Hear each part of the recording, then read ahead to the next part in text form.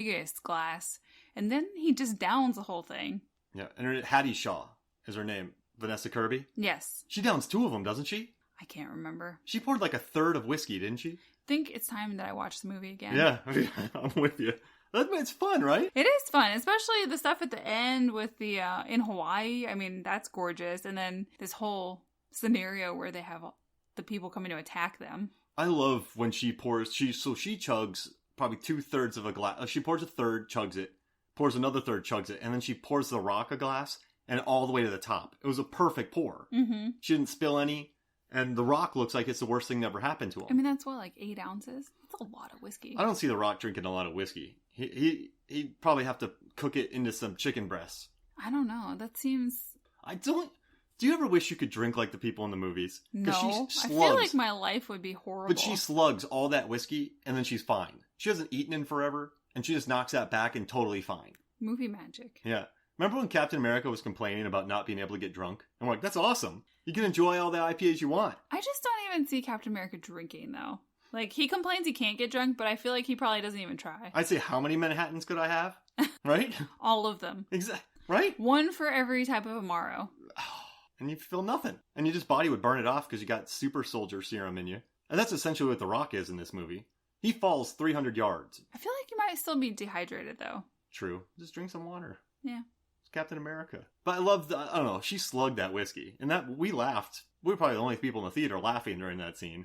So many things in that movie made me laugh. I just think about the little moment in Shaw's apartment her apartment that was all booby-trapped and secret panels and just, I can't imagine. You had the biggest smile on your face while watching that movie. Because it was so much fun. All right. I guess I'm going to change it up here, but I'm going to go with Best Money Throwing Award, and that goes to Triple Frontier. Okay. So that's in my top 10 of the year. J.C. Chandor directed it. He also did Margin Call, All Is Lost. He did another one with Oscar Isaac and Jessica Chastain. Jeez Louise. It's an almost violent year. But in this one... Oh, that. Yeah, I remember that movie. I think a lot of people were thrown off with this movie. They thought it was going to be a Hobbs and Shaw-esque romp. It's very serious. It's like bad decisions and consequences. Yeah. It's like an exploration into greed. And what happens... Like, they stayed in that house 10 minutes too long. It's no Expendables, for sure. Yeah, people were probably expecting Expendables, right? I think so. So they stayed in there 10 minutes too long, and because of that, everything went bad for them. Because they got greedy. And I like the exploration of greed. And there's a scene where they're in this beautiful landscape. I mean, the visuals were stunning. Beautiful landscape, but it's all rocks. And so it'd be slow going if you're hiking it with one bag each. Patagonia or something? Yeah, I think so, yeah. So even if you carried one bag each per person... $20-30 million each. Yeah. Right? They were taking about 40 bags and they were throwing them to each other. That, like, you would cover a mile in 2 hours. They weren't, like, it was really interesting watching these very, I would say smart. They were special forces. I mean, these are guys who are some of the best. But this greed, like, weighed them down. And I don't know, maybe it's an obvious image. But I just love the imagery of it. I thought, like, that just got him killed. They pulled off a perfect mission, but they stayed 10 minutes too long, and then they kept taking it with them. And then they lost all the money. It's funny the way that they have to keep shedding the money slowly through the movie. They don't just lose it all at once, and then you're kind of like, oh no, it's gone. So sad. But they have to slowly keep getting rid of it. You know, it's too heavy first they have to, crash the plane. It's too heavy for the plane. Then they have to have only what they can carry, and have to throw it down a mountainside. Then they kill a bunch of innocent, what were they, mules? Yeah, they kill the mule. Well, the mules fall because they're so loaded up. Upsetting. And then they go to the village, and then that goes sideways because they have a ton of cash. But it was... And then they give, a ton of it away to the woman who goes off to, Australia? Yeah. The lady from Good Omens. And she... The witch. Mostly... She's the only one who ends up with a bunch of money, right? Yeah. Funny. I mean, she did a lot of work. Oh, yeah. I mean, that's kind of cool. She'll have a good life. Australia. Yeah, but that wasn't their plan. But the cast, though. Pedro, Isaac, Headland, Affleck. Affleck was good. I like him as an action guy. He's a big dude. I like Hunnam. Hunnam's a good actor. Someone the other day told me Hunnam's not a good actor. And I was like, go watch Lost City of Z. Who said that? I'm not going to name names. But I was like, go watch Lost City of Z. We have to talk about this later. It's so good. Yeah, I can't wait for Knives Out. He's going to be in that. He looks hilarious. Pedro. The Guy Ritchie one. What's that one called? Oh, The Gentleman. Yeah, that's what he's going to be in. But, I mean, I watched him for a long time on Sons of Anarchy. And I loved that show. Dude can act. He really can. What's your next award? Oh, next award. What was our last topic? Let's move on to Captain Marvel. So they need a buddy cop movie award. Goes to Nick Fury and Goose the Flurkin cat. Because the buddies. Oh yeah, they're a team. I don't like it when he's being really nice to Goose and Captain Marvel's like, hurry up. Like, it's a cat, and it's adorable, and it's cute, and he's loving on it. The cat is a protector. Yeah. And it realizes that Nick Fury's a badass. It swallows things whole. I know.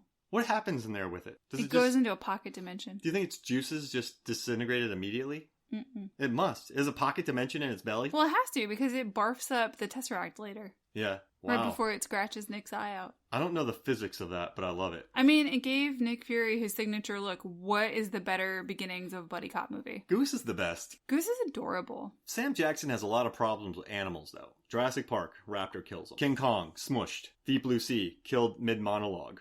Flurkin scratches his eye out. Hey, I'd say he's on the upswing there, because every other movie he got killed, and this thing is one of the most dangerous beings in the galaxy, and all he did was get a scratch. Those bad guys were afraid of it. Like, danger level immense. Yeah. Yeah? And it said his danger level was nothing. We have a Goose Pop Funko, don't we? We have the Flurkin one where his tentacles are coming out of his mouth, and he has the little glow-in-the-dark Tesseract. It's adorable. I know. It's a cat. Love cats. Yeah, Captain Marvel made $1 billion. Oh no, there's a theme Do you think... in my awards. Oh yeah, you do have a lot of cats. Cats. Yeah, hey, that's fine. Now, do you think the cat was a big reason for the cat lovers came out in droves to watch Captain Marvel? Yeah, because cats rule the internet. So they were smart. That was a smart decision to add Goose. Yeah. I love Flurkins. A Flurkin is my Patronus. We have that picture right next to us, don't we? I have, Karen Hollian art. I have that on the back of my Kindle. I show it to some people, and some people say, I don't know what those words mean. I don't get it. Or they love it. Mine. I'm going to stick with Marvel. Is that okay? Do it. Avengers Endgame. Best Taco Donation Award. Aw, this was cute. Isn't that... it's my favorite scene. We talked about this on our Avengers Endgame podcast, where the food bits in Avengers are my favorite moments. And I love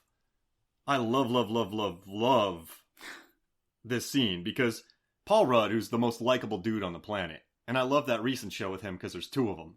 Living with Myself. Yeah, there's two of them. I know, he's just so darn likable. And so he sits down with a taco, and a ship comes down and blows his taco away, right?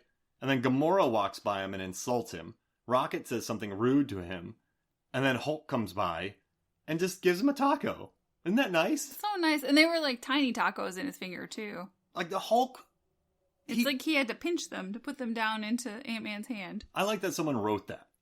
So there's a scene where Ant-Man has a taco, it gets blown out of his hands, and then the Hulk gives him a taco. Precious. Isn't it? It's precious. It's adorable. Tacos are, they're important. If Paul Rudd had a taco truck, I would go to it. I would call my taco truck Taco Cat, because Taco Cat backwards is Taco Cat. Interesting. What if I called mine the Paul Rudd taco truck? Would I owe him money? Yes. Really? Probably. Because I'm making money off his likeness? Yeah. What if I put Hulk Taco and didn't show any pictures? I Taco mean, Hulk. Yeah. I think the name is probably still copyrighted. But the Hulks were around before Hulk. Hulk Hogan, a hulking lad, a hulking mess. It depends on if you were using it as an adjective. I would do it in a way that doesn't get me sued. Mm-hmm. What do you think? Want to start a food truck? Want to go full Jon Favreau and go eat oysters? Yeah, but only if we call it Taco Cat. That's fine. Can we go to San Francisco and eat oysters? Yes. That was the best episode ever of the Chef Show. Oh, that was so good. I'm hungry. All right, what's your fourth one? No, fifth one. 1, 2, 3, 4. Yes, my fifth one. Okay, next, how about the best fermented cabbage Christmas tree? Oh, yeah. From Last Christmas. I love that movie. I really enjoyed Last Christmas. It's not what I think people are expecting. Yeah, all right, so the marketing... It's not your typical Christmas rom-com, despite what emails you might get from AMC to go buy tickets. I do think some people set their expectations, and if it doesn't hit their expectations, then they... Oh, for sure. But this movie, the marketing for this is not what the movie is. No, they're leaning very hard into, like, the Hallmark set. Yeah. Where they're trying to tell you, it's your favorite Christmas romance movie. It's not that movie. It is still very charming and very funny. It's just not your standard story. No, it's not. And the It's characters weird. are so funny, but in the weirdest way. And it tells it's different. It tells a different story. So Michelle Yeoh is I love her. Santa because apparently when she owns or works at a store, she matches her name to the store's theme. I love that. Santa falls in love with a man named Klaus, the German. Yep. And it's so weird. Yeah, so random. He's obsessed with her, standing outside her store. They're so charmed by each other, but he's really into cabbage, and he brings her, and she has really random kitschy Christmas stuff, which Christmas gibbon. I totally appreciate. Yes, Christmas gibbon. There's a Christmas robot with a tutu. There's a really freaky looking baby Jesus with teeth. Yeah, scary. Yeah, but to the point, very random things, and he brings her a very random cabbage Christmas tree. It was his grandma's. It was his grandma's. It was special to him, and he gave it to her. They just remember the first time they meet, they just stare at each other. Such an interesting scene. Like, they say a couple words. Do you want a Christmas gibbon? Oh, that's great. What else do you have? Okay, I'll see you later. She's just randomly grabbing stuff behind her. They're like, in fetch, and then she's like, he makes me eat so much cabbage. I'll get over it. Yeah. I like, that guy's funny. I know. It's just such a funny movie, but you have to have a slightly weird sense of humor to like it.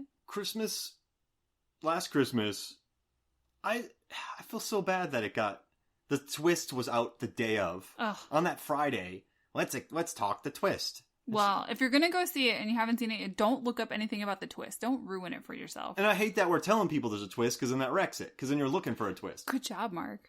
Well, every ad has done that. I'm sorry, guys. But it's fun, and it's cute, and it's nice, and it's weird, and it... Oh, Amelia's house, they zoom in on it, and there's a super Christmassy house, and there's just the one next door that's not. Funny. That was a good bit.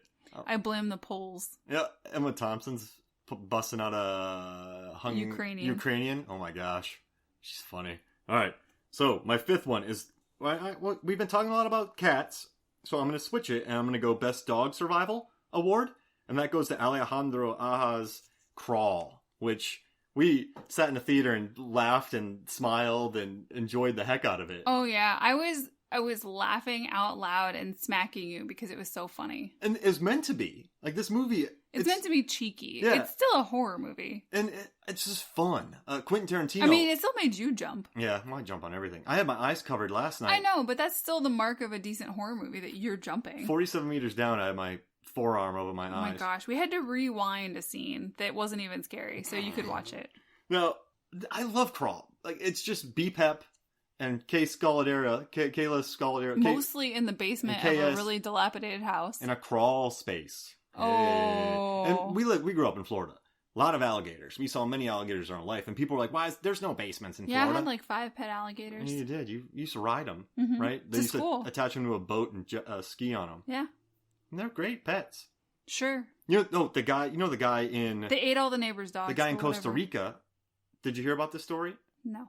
So, you can hear this on our Lake Placid episode as well. This guy found this crocodile that had been shot in the eye. Oh, I think you told me this. And he took the crocodile home with him and made sure he was better in his backyard. And the crocodile wouldn't leave. He tried to take the crocodile to a lake, and the crocodile swam back.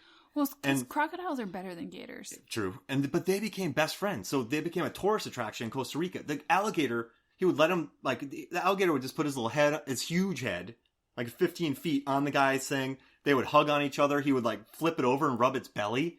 And they would, like, lean on each other. They were legit best friends. So cool. No best friends in this movie, though. These gators are mean, and they're everywhere. Crocodiles are superior to alligators. Yeah, we got dum-dum gators in Florida. Go Knowles. They're getting on those bath salts.